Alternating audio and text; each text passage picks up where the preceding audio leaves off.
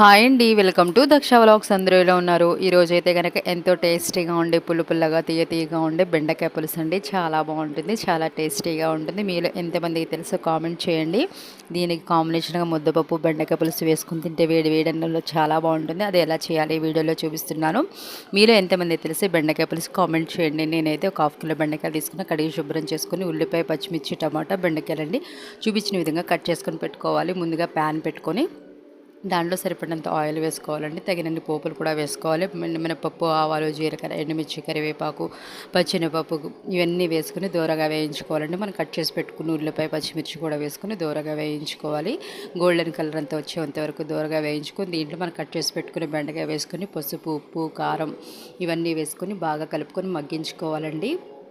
మీలో ఎంతమంది తెలిసిండి బెండకాయ పులుసు చాలా బాగుంటుంది. వేడివేడిగా తింటే ఇంకా బాగుంటుందండి. మనం కట్ చేసి పెట్టుకున్న ఒక టమాటో కూడా వేసేసుకుని మూత పెట్టుకుని ఒక 10 మినిట్స్ మగ్గించుకుంటే ఈ విధంగా మగ్గిపోయి ఉంటుందండి. చూస్తారు కదా, చక్కగా మగ్గిపోయింది కదా. దీంట్లో నేనైతే నిమ్మకాయల సైజు చింతపండు తీసుకున్నాను. దీంట్లో కావాల్సినంత పులుసు పోసుకొని మూత పెట్టుకొని మరిగించుకోవాలండి. చూస్తున్నారు కదా, ఈ విధంగా బాగా మరగాలండి. దీంట్లో చిన్న బెల్లం ముక్క వేసుకుంటే చాలా బాగుంటుంది. మీకు ఇష్టం ఉంటే వేసుకోవచ్చు, లేకపోతే లేదు. ఎంతో టేస్టీగా ఉంటుంది. సరిపడినంత ఉప్పు, కారం చూసుకుని వేసుకోవాలండి. అంతేనండి, ఎంతో టేస్టీగా ఉండే బెండకాయ పులుసు రెడీ అయిపోయిందండి. మీకు నచ్చినట్లయితే కనుక లైక్ చేయండి, షేర్ చేయండి, సబ్స్క్రైబ్ చేయండి. Thank you for watching. Please subscribe my channel.